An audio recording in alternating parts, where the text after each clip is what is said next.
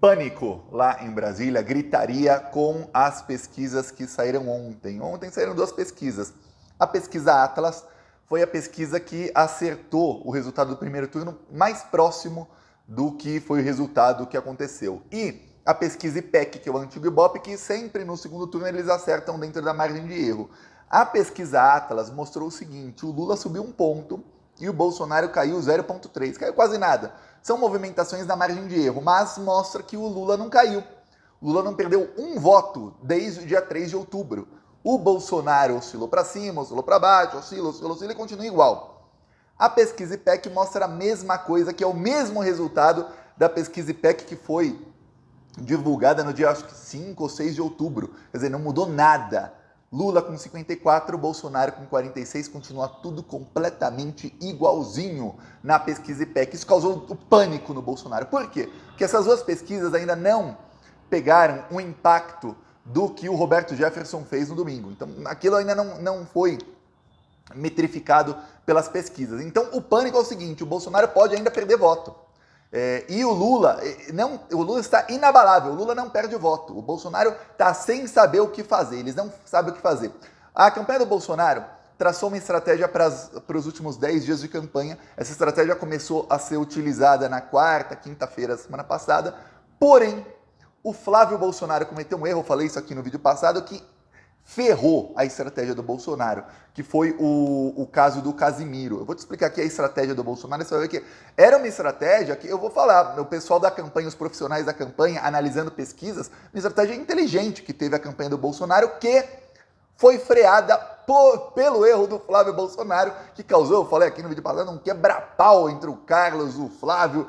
Olha, eles estão em guerra dentro da campanha, é aquela, quando o barco está afundando, e eles sabem que não tem bote salva-vida para todo mundo, é aquela briga para ver quem vai se salvar. No caso da família Bolsonaro, o Carlos e o Jair sabem que vão presos, é isso que vai acontecer com eles vão presos no ano que vem. O Flávio, ele tá mais assim, para ele ser preso pelas rachadinhas demora um tempão. Já o Carlos e o Jair não, eles cometeram outros crimes contra a democracia muito, eu não vou falar mais graves ou menos graves, mas cuja pena pode ser adiantada. Os crimes do Flávio não, ele tem que transitar em julgado e tudo mais. Então o Flávio tá naquela. Porém, tá ruim. Eu vou te explicar antes, um segundinho, eu peço a sua inscrição. Agora eu vou te mostrar aqui o gráfico da pesquisa do Atlas. Aí você vai ver o seguinte: no segundo turno, depois do primeiro turno, todas as pesquisas ajustam a metodologia. Como é que eles fazem isso? Eles têm acesso a quantas pessoas foram votar e qual foi a abstenção em cada zona eleitoral do Brasil. Então é por isso que geralmente não, sempre. Eu estava vendo pesquisas de 94 para cá. Sempre as pesquisas todas erram no primeiro turno, fora da margem de erro, o primeiro e o segundo colocado. Quando não erra o primeiro e o segundo, erra um dos dois. O primeiro sempre erraram.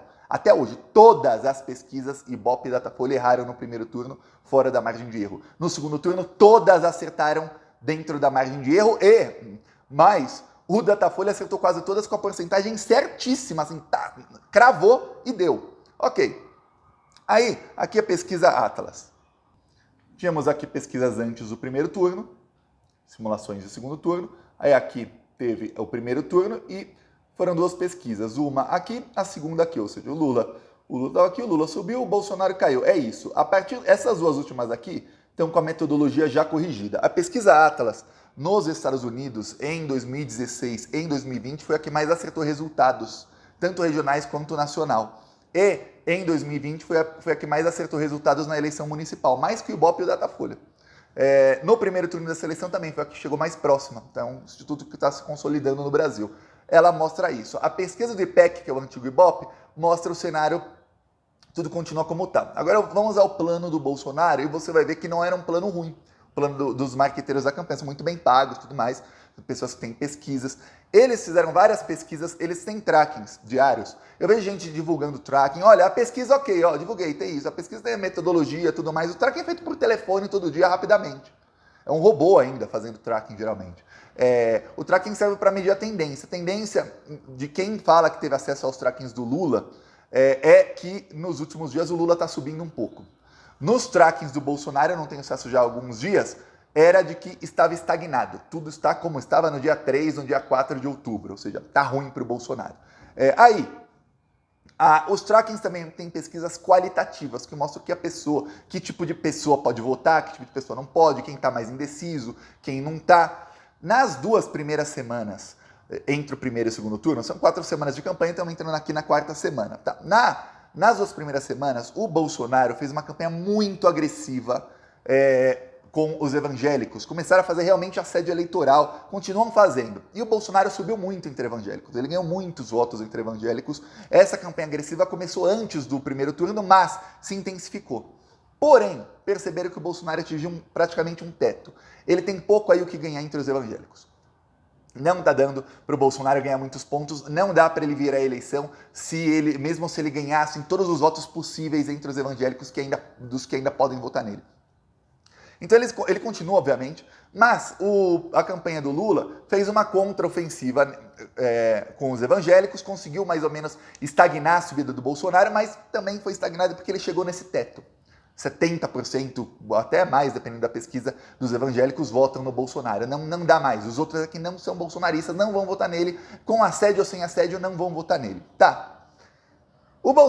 A pessoa da campanha do Bolsonaro começou a ver onde a gente pode tirar voto. Eles perderam muito tempo no primeiro turno tentando o eleitorado feminino. Lembra disso? Que todo mundo falava eleitorado feminino, e o Bolsonaro não ganhava pontos, não ganhou pontos. Ele não consegue ganhar nesse eleitorado. Porém, o pessoal da pesquisa percebeu uma coisa.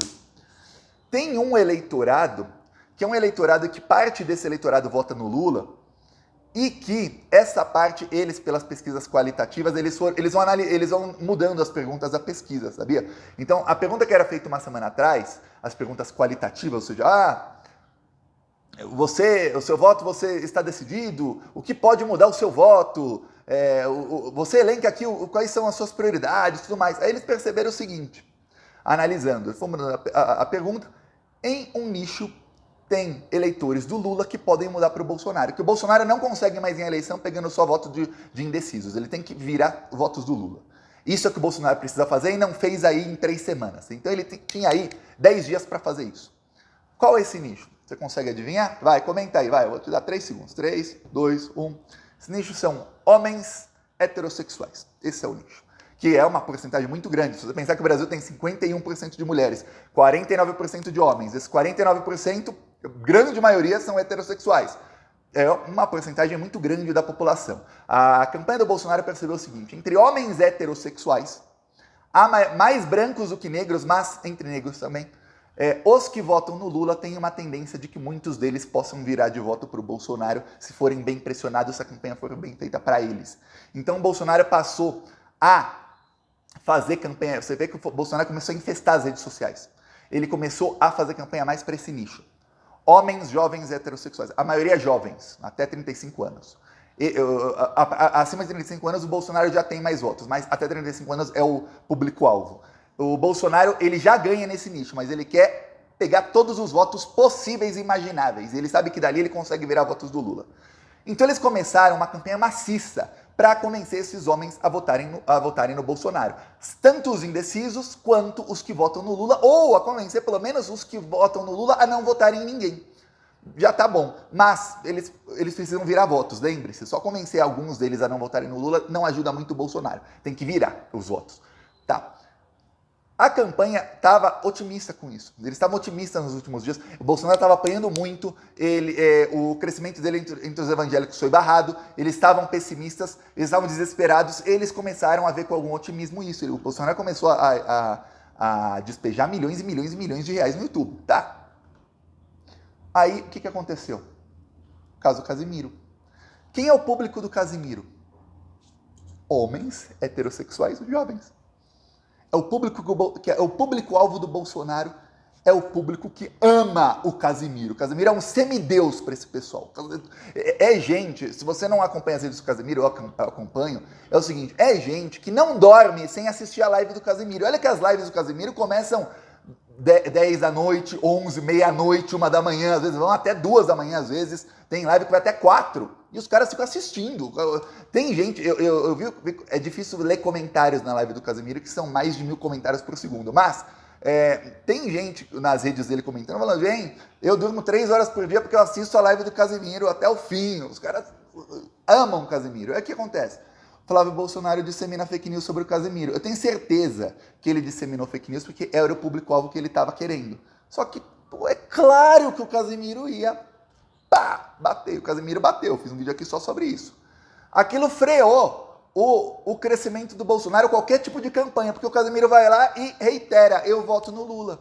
E ó, eles estão disseminando fake news usando o meu nome. Uma coisa, eu vou falar, o Casemiro falar que vota no Lula não vira muito voto. Eu já falei aqui várias vezes, uma pessoa famosa falar que vota em A ou B, não vira voto. Pouquíssimas pessoas, pesquisas provam, mudam o voto porque o fulano vai votar. A não ser que o fulano se engaje e consiga realmente convencer a pessoa com argumentos. Aí a coisa muda. Mas só falar, voto em tal, esse cara é ditador, não vote nele, voto nele, a ele não muda, não muda. Só que tem uma coisa, Casemiro foi atacado pelo Flávio. Quando o Flávio dissemina fake news contra o Casemiro, ele está atacando o Casemiro. Está disseminando sem autorização dele, os fãs ficam bravos, irritados.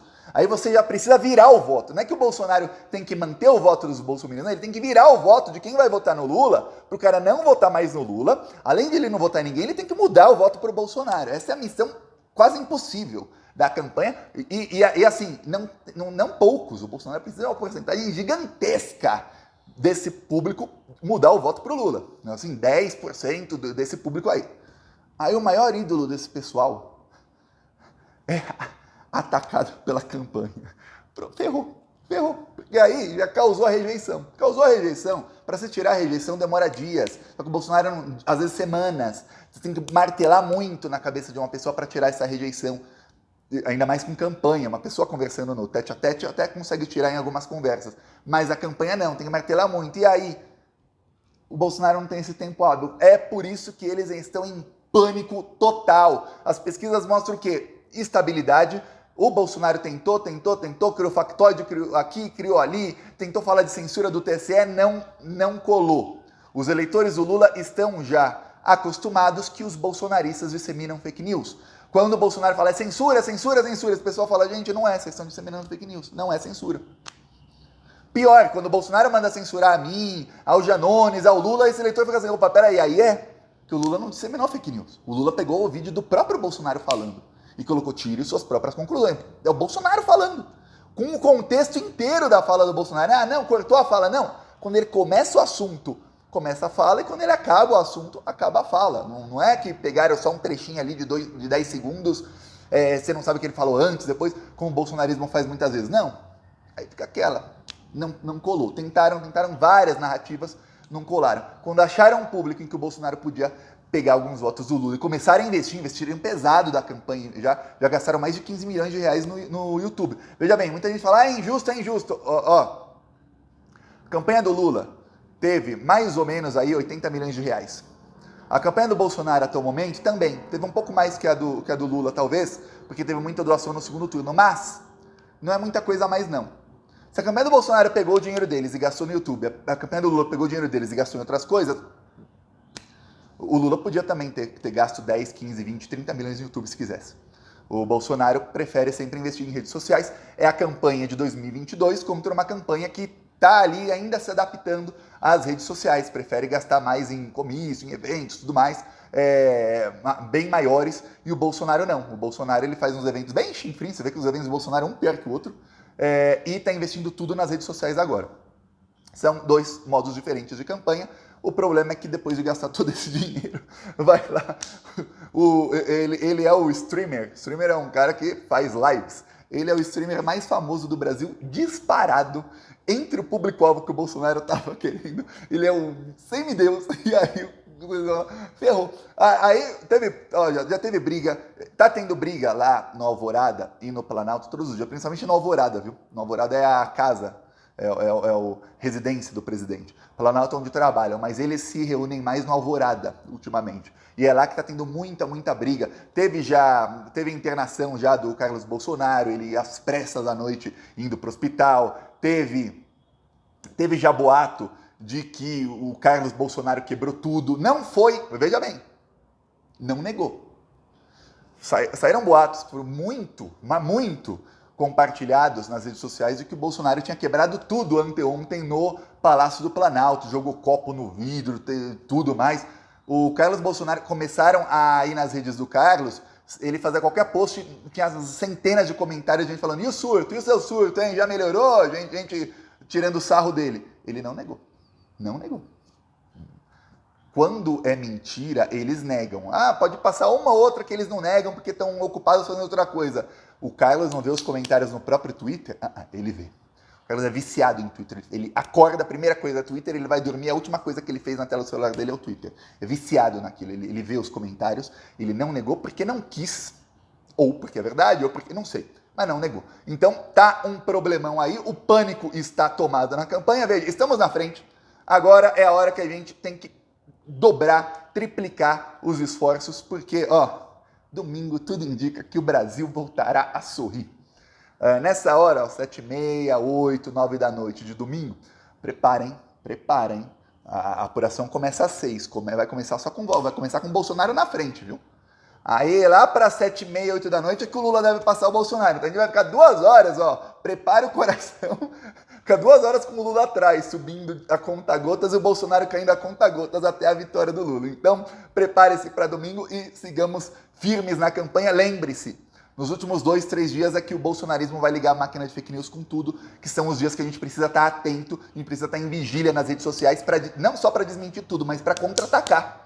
Time que só defende não ganha. Time que tem que atacar para ganhar. Lembre sempre disso. Falou.